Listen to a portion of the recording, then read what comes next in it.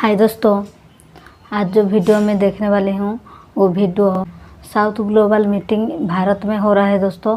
और इस south global meeting में भारत ने 123 कंट्री को इनवाइट किया है। और दोस्तों उनमें से मलेशिया भी एक है, जो मलेशिया पाकिस्तान को कश्मीर के हवाले से जो सपोर्ट करता था, वही मलेशिया आज इंडिया में आके इंडिया को बोल रहे हैं कि भारत में मेरा दोस्त है और भारत हमारा ब्रदर है, भारत हमारा दोस्त कंट्री है। इस तरह बातें बोल रहे हैं। और इस बात को लेकर पाकिस्तानी आवाम, पाकिस्तानी पब्लिक क्या कह रही हैं, चलिए दोस्तों वीडियो देखते हैं। और जिसने भी अभी तक मेरे चैनल को सब्सक्राइब नहीं किया है, सब्सक्राइब कर लीजिए दोस्तों।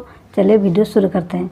बहुत इंटरेस्टिंग होने वाला है दोस्तों, वीडियो लास्ट तक जरूर देखिएगा। मलेशिया अगर इंडिया के साथ बिजनेस डील कर रहा है तो उसको करना चाहिए। अच्छा। बिल्कुल करना चाहिए, क्योंकि India is the biggest market in the world.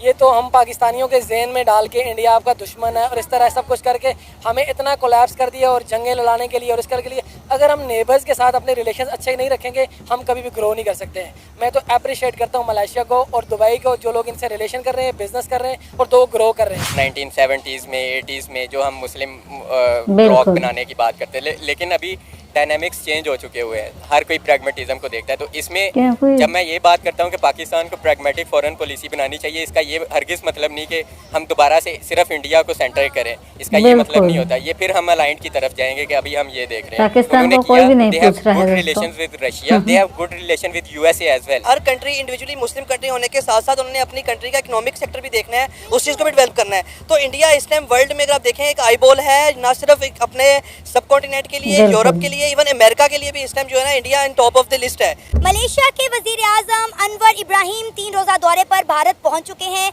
जहां पे इंडिया के प्राइम मिनिस्टर नरेंद्र मोदी ने उनका बड़ा वार्म वेलकम किया। इसी मुद्दे पे बात करने के लिए मेरे साथ कुछ पाकिस्तानी नौजवान मौजूद हैं। सर, क्या नाम है आपका? मेरा नाम है एहतिशाम जफर है। एहतिशाम, क्या करते हैं आप? मैं प्रोफेशनल मैकेट्रॉनिक्स इंजीनियर हूँ। जबरदस्त। और आप? अब्दुल्ला, मेरा भी background mechatronics and control engineering में और फिटनेस। जबरदस्त। अच्छा, मलेशिया के वजीर आजम अनवर इब्राहिम 3 रोजा दौरे पर भारत पहुंच गए हैं और इन 3 दिनों में मलेशिया और भारत के दरमियान बहुत बड़ी बड़ी डील्स भी होने वाली हैं। अगर हम बात करें तो मलेशिया एक इस्लामिक कंट्री है। अगर हम देखें तो मुस्लिम उम्मा को पाकिस्तान में लैंड होना चाहिए, यहाँ पर आना चाहिए, पाकिस्तान के साथ डील्स बनानी चाहिए। लेकिन हम देख रहे हैं कि गुजरते वक्त के साथ साथ तमाम मुस्लिम उम्मा का, तमाम मुस्लिम ममालिक का जो इंटरेस्ट है वो पाकिस्तान की बजाय इंडिया में बढ़ता चला जा रहा है। इसके बरक्स अगर एक हम बात करें तो हमने हमेशा पाकिस्तानियों के मुंह से एक बात सुनी है कि इंडिया एंटी मुस्लिम है, एंटी इस्लाम है। लेकिन उसके बावजूद भी मलेशिया जैसे मुल्क का एक वजीर आजम 3 रोज़ा दौरे पर आज भारत में पहुंच चुके हैं, जहां पे इंडिया के प्राइम मिनिस्टर नरेंद्र मोदी ने उनका बड़ा वार्म वेलकम किया है। As per my point of view he is absolutely right.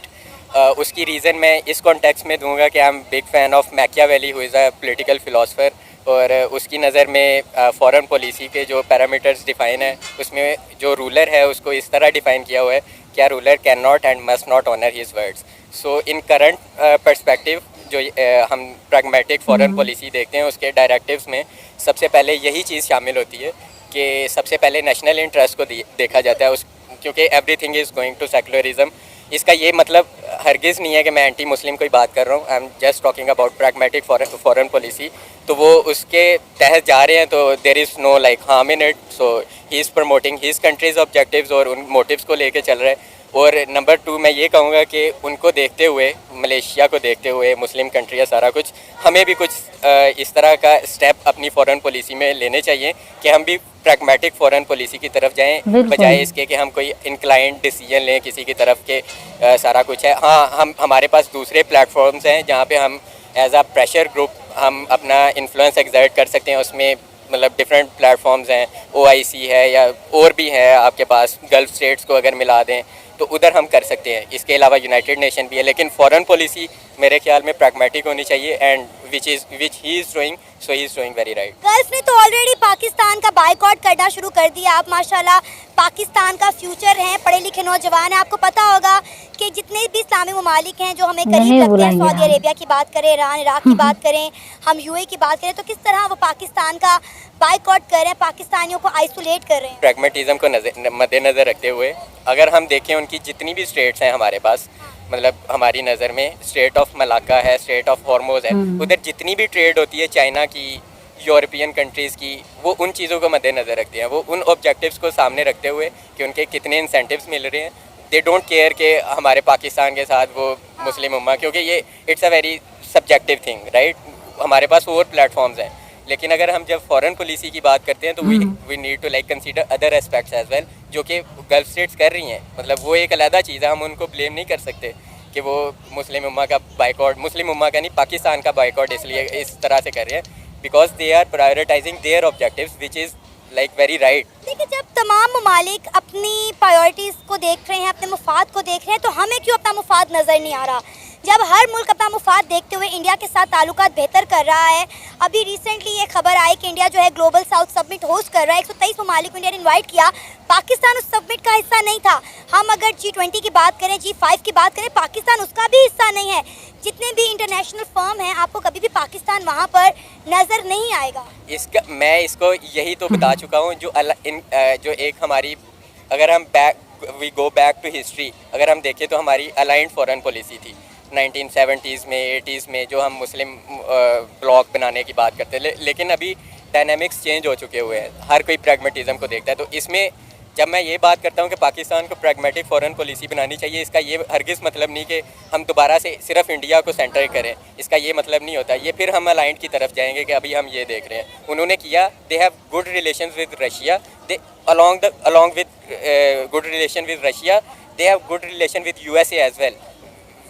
अगर हम उनको देखें, उनकी हिस्ट्री क्या है, हमारे पास कोल्ड वॉर में सब कुछ नज़र आता है कि वो देवर वेरी काउंटर पार्ट, तो उनको एक चूज़ करना चाहिए। तो बीइंग प्रैग्मेटिक, मेरा ये मुराद था कि हमें सारे एस्पेक्ट्स को देखते हुए, रिगार्डलेस ऑफ एनी बाइस, जस्ट हमारे जो नेशनल इंटरेस्ट हैं, हमारे जो इंसेंटिव्स हैं, उनको प्रमोट करते हुए, उनको मद्देनज़र रखते हुए हमें रैशनल डिसीजन लेने चाहिए इंटरनेशनल। ये पाकिस्तानी पब्लिक हमेशा बोलती है हम जज्बाई कौम है, जज्बाई कौम है।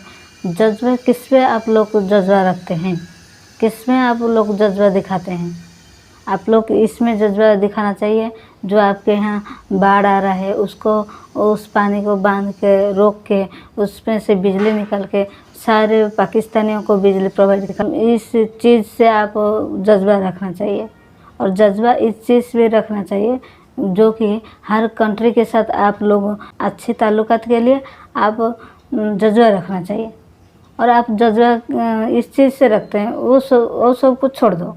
इस चीज़ से आप जज्बा रखते हैं कि हम जाके कहीं पे मर जाएंगे, हम जाके कहीं पे भट जाएंगे, हम इंडिया को मार देंगे, इंडिया को कुछ भी, इस बात से जज्बा रखोगे तो आपको क्यों बुलाएगा इंडिया? और पब्लिक तो बोल रहे हैं कि हाँ हमारा इंडिया के साथ ताल्लुकात अच्छा होना चाहिए। कैसा होगा? ताल्लुकात अच्छा करने के लिए हम सोचेंगे, लेकिन आप लोग को यहाँ पे आके आप जज्बा आपको निकल जाएगा और आप बम बांध के आ जाएंगे, यहाँ पर फट के मर जाएंगे। आप मरेंगे, इंडिया वालों को भी मरवाएंगे। इस वजह से इंडिया आपको ग्लोबल साउथ ग्लोबल पे हो या G20 जो समिट हो रहा था उसमें भी नहीं बुलाया। क्यों बुलाएगा आपको? आप आएंगे तो सिर्फ कश्मीर से ही आपका दिन चला जाएगा, इसलिए आपको नहीं बुलाया। तो दोस्तों, आपको इस वीडियो के बारे में क्या राय है कमेंट करके बिल्कुल बताइए। वीडियो को लाइक करिए, चैनल को सब्सक्राइब करिए।